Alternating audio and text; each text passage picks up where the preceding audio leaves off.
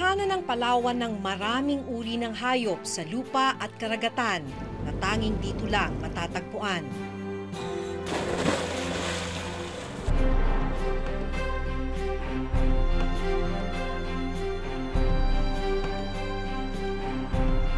Dahil na rin sa likas na yamang taglay ng Palawan, tinagurian ito bilang The Last Frontier.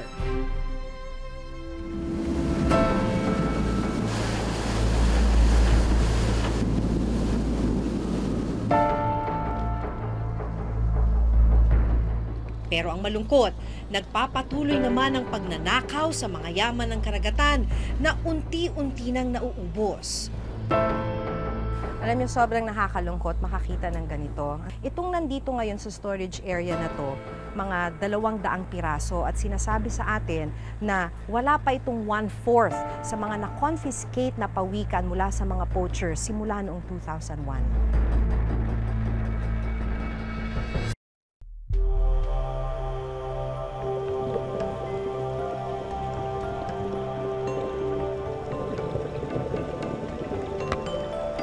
Kanlungan ng Palawan ng iba't ibang uri ng pawikan gaya ng green sea turtle at hawksbill turtle. Yung mga pawikan kasi, of course, part sila ng entire ecosystem.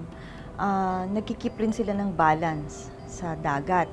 Isa sa mga grass trimmers natin, o grass cutters sa dagat.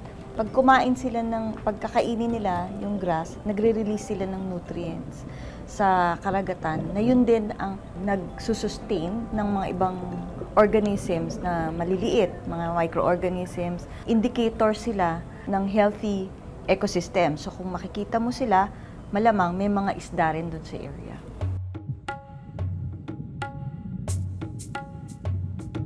Itinuturing na endangered ang green sea turtle at critically endangered naman ang hawksbill turtle.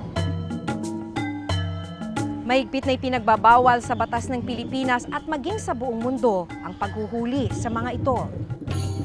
Mabilis ang pagkaubos ng kanilang mga lahi.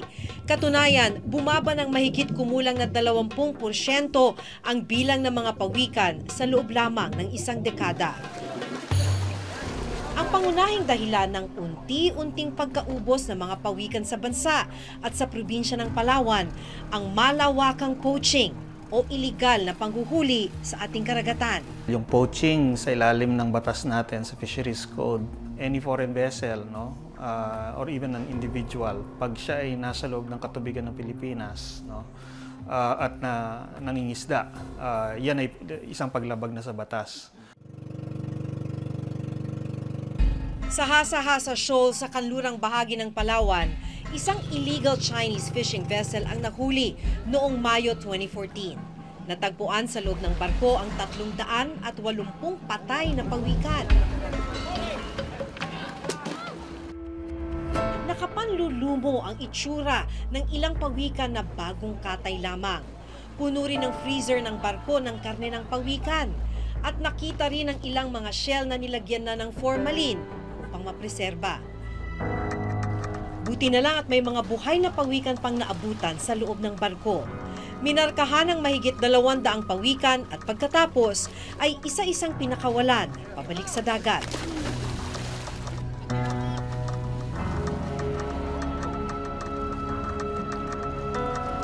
Ayon sa Palawan Council for Sustainable Development o PCSD, ito na raw ang pinakamaraming pawikan na nasabat nila.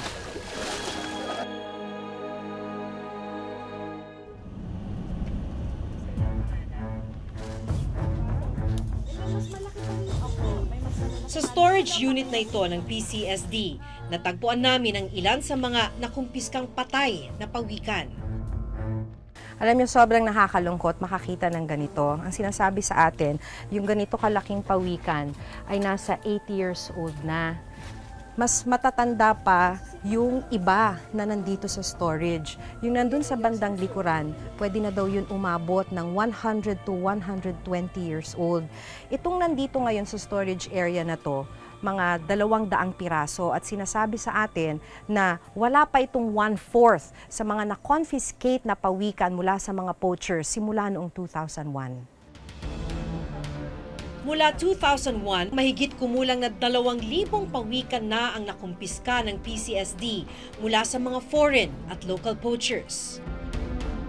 Nangunguha ng mga pawikan yung mga Vietnamese at saka Chinese poachers dahil ginagawa daw itong gamot o di kaya'y pagkain. Pero ginagamit din nila itong ornaments. Katulad nitong isang pawikan, nung ma-confiscate nila ay wala ng carapace. Ito yung parang shell sa ibabaw ng pawikan. Dahil tinanggal na para gawing botones ng damit o di kaya'y pendant ng necklace o kaya ay hair clip para sa buhok. Karamihan din ang nagsasagawa ng poaching ng mga endangered species, gaya ng mga pawikan ay mga dayuhan. 60% of that are Chinese, about 30% are Vietnamese naman. In terms of incidents, no, na pumapasok dito sa atin. Tapos kadalasang kinukuha nila dito ay mga turtles natin. Saksi si David De La Rosa, ang punong bantay dagat ng Puerto Princesa, Palawan, sa pagkaunti ng mga pawikan sa probinsya. Tungkulin ng mga bantay dagat na regular na magpatrolya sa municipal waters o katubigang 15 kilometro ang layo sa pampang ng isang munisipyo. Binabantayan nila ang dagat laban sa iligal na pangingisda. Nang araw na yon, nilibot ng grupo ang Turtle Bay. Dito sa area na yan yung buhanginan na yan, ito ang Turtle Bay na tinatawag. Noong mga early 80s, nung bata pa ako, dito maraming pawikan na nangingitlog. Ngayon, bibihira-bihira na ang reports na may pawikan na nangingitlog. Sa isang taon, swerte kung may 3 hanggang 5 reported na sightings ng pawikan. Ilang sandali pa ay may nakita ang mga bantay dagat na maliit na bangkang pangisda sa Turtle Bay. Protected areas ito, marine sanctuaries ito. Dapat bawal silang mangisda rito. Pagsasabihan lang natin muna ito. At saka dahil seated, kita mo pa, napakalalim niya, no? Delikado yun. Baka titingnan natin kung may compressor sila, pinagbabawal ang paggamit ng compressor dito. Arya! Sumisid. Nagmamadali eh. Bakit wala kayong mayor's permit? Bago pa lang to. Ha? Bago pa lang. Ito pong pinangingisdaan ninyo ngayon, sanctuary po ito, protected areas. Pinagbabawal, ito po ay Turtle Bay, pinagbabawal na po dito. Sa outpost ng bantay dagat ng Puerto Princesa, makikitang nakadaong o naka-impound pa ang ilang foreign fishing vessel na ginagamit ng mga poacher. Ito yung aming outpost ng Task Force Bakawan. Yan naman yung makikita ninyo yung mga Taiwanese fishing vessels. Yan na lang ang magpapaalala sa atin na minsan sinalaula ng mga dayuhan dito yung ating karagatan.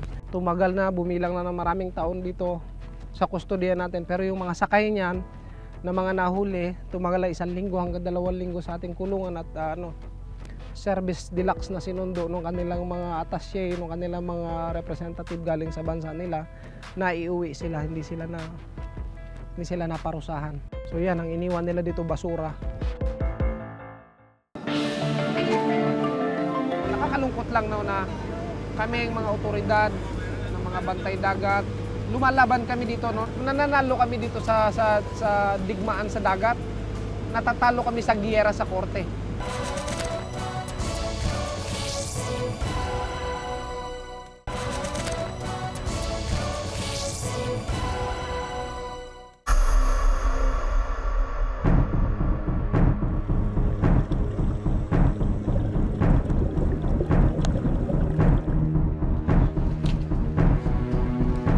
Malaking problema rin daw ang mabagal na usad ng mga isinasampang kaso laban sa mga poacher. Ayon sa Palawan Council for Sustainable Development, mahigit 1,000 foreign poachers ang nadakip dito pa lamang sa karagatan ng Palawan. Sa bilang na ito, mahigit 20 lamang ang nakakulong. Nakakalungkot lang na kami ang mga otoridad ng mga bantay dagat, lumalaban kami dito, no? Nananalo kami dito sa digmaan sa dagat. Natatalo kami sa giyera sa korte. Doon sa mga technicalities. Kasi may mga experience yung ating otoridad na binubuhis ang buhay sa pakikipaghabulan dito, pakipaghuli. Pagdating na doon sa korte, wala. Ang sasabihin ng babay, nakasakay na sila sa aeroplano, aalis na sila at kinukuha na sila ng kanilang mga ambasador, ng kanilang mga mga attaché, kung ano man yung kumukuha sa kanila. Ganun ang nangyayari. Siguro kung mga 500 sa experience ko, 500 na dayuhan ang nakulong diyan sa aming provincial jail. Poaching, illegal entry. Ngayon wala ka na makikitang foreigner diyan na nakulong ng mga Chino o mga Taiwanese na nakakulong diyan. Nasa nasyonal yan na pamahalaan kung paano nila gagawin yun eh. Ang mga Chinese poachers na nahuli sa pinakamalaking operasyon na nakita ng PCSD noong 2014, ikinulong sa Palawan Provincial Jail ang siyam sa kanila at ang 2 menor de edad ay nasa Social Welfare Office ng Palawan. Kinasuhan sila ng 2 magkahiwalay na kaso ng paglabag sa Republic Act 8550 o Philippine Fisheries Code, ang Section 87 o poaching at ang Section 97 o panghuhuli ng mga endangered species. Pero ang parusa, pagbabayad lang ng fine o multa na 4.4 million pesos at 120,000 pesos bawat isa. Hindi na sila makukulong matapos mabayaran ng multa. Pag hindi mo yan naparusahan, babalik at babalik din yan. And in fact, ang problema nga natin before, masyado yatang light yung parusa. May daming repeat offender sa Palawan. Balik ng balik talaga kahit na, kasi nga ang nakakaalpas eh. Hindi yan mauubusan ng pangisdaan yung mga mamamayan natin. Sa ngayon, nabayaran na nilang multa at nag-aantay na lang silang formal na mapalabas mula sa Palawan Provincial Jail. Hindi basta-basta ang pagbabantay laban sa mga poacher, lalo na kung hindi sapat ang gamit at tao. Mahirap, no? Kasi unang-una, like, Palawan is geographically tayo ay isang isla. Kahit saan pwede kang dumaan, no? Sasakay ka ng bangka for as long as there's water, pwede kang umalis, no? Tapos mabitbit mo na yung dadalhin mo. Pangalawa, limitado lang yung ating enforcement agencies, no? Meron kaming sariling enforcer, pero ilan lang kami. Para sa buong probinsya ng Palawan, nasa 10 lang ang law enforcers ng Palawan Council for Sustainable Development o PCSD. Kasi wala kaming boat eh. We work with Western Command, with the Philippine Navy, minsan sa PNP Maritime natin, napakasigasig din ang tumulong sa atin. Hindi pa tayo 100% capable dahil kailangan i-match natin yung requirement ng ating terrain. Una, meron tayong 7,000 islands, 36,000 kilometers of coastline. And I don't think we can ever be fully capable of covering that entire area, considering the resources that you need. And so we needed to have the capability, equipment, or vessels to be able to do the patrols. Yung mga vessels natin, yung iba na-deliver na, yung iba naman ongoing pa yung construction. Ang nakababahala ay tila nagiging mas mautak na mga dayuhang poacher dahil ang ilang mga Pilipino ay ginagawa pa nilang kasangkapan sa krimen. Yung mga Pilipino na, yung mga locals na kanila nababayaran, meron siyang umiikot ng mga Chinese. O di kaya meron silang kausap na Pilipino. Binibili sa kanila isang piraso 10,000, minsan naabot pa ng 20,000, no? Lalo na kung malaki. Nung nakarang taon, ilang maliliit na bangkang pagmamayari ng mga Pilipino at may lamang mga pawikan ang nahuli ng mga otoridad. Hinihinalang ibebenta nila mga pawikan sa mga dayuhang poachers. 70 pawikan ang nakumpiska ng Philippine Navy sa isang abandonadong bangka sa Balabac, Palawan. Dahil sa kahirapan, madaling mahikayat ang mga Pilipino na manghuli ng mga pawikan para sa mga illegal na Chinese middlemen at poachers dahil mas malaki at mas mabilis ang kita dito. Yun yung parang dobleng trabaho. Kailangan talaga yung ating mga locals makipagtulungan kahit na ganun kalaki yung presyo na bayad sa kanila. Tapos dapat siguro magiging visible pa yung ating enforcement agency sa ating karagatan, lalo na sa mga boundaries natin. Malaki ang epekto na nagpapatuloy na panghuhuli sa mga nanganganib na likas na yaman ng bansa. Sinasabi ng isang pag-aaral ng APEC na nasa 70% ng mga barkong dumadaan sa karagatan ng Pilipinas ang nagsasagawa ng iligal na pangingisda. Kaya naman nasa 7.1 billion pesos kada taon ang ikinalulugi ng Pilipinas dahil sa poaching.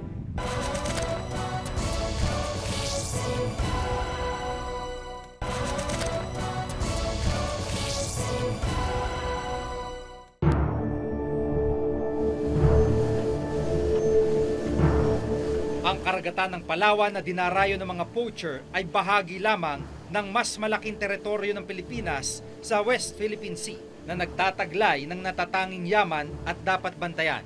More than 60% yata ng ating mga municipalities at saka mga major cities natin, puro yan nasa coastal area. Kung ngayon pa lang ay hirap na tayong mabantayan ng mga fishing grounds gaya ng sa Palawan, paano pa kaya ang mas malawak na teritoryong inaagaw ng ibang bansa? Kung hindi natin palalakasin ang pagpapatupad sa batas, wala nang matitira sa atin kundi mga bakas ng pang-aabuso at pagnanakaw sa ating mga likas na yaman. Dito sa natin, kung ihahambing natin sa mga ibang developed countries, dito medyo malayo talaga itong equipment namin, yung aming funding, kung ikukumpara natin dito sa mga ibang bansa, Dito kami nakatira sa Puerto Princesa. Karangalan namin din na bukod sa naghahanap buhay kami bilang bantay dagat, nakakapagtulong kami sa kalikasan na poproteksyonan natin. Hanggang sa susunod na Huwebes, ako po si Maki Pulido. Ako si Jigo Manikat at ito nakatala sa aming Reporter's Notebook.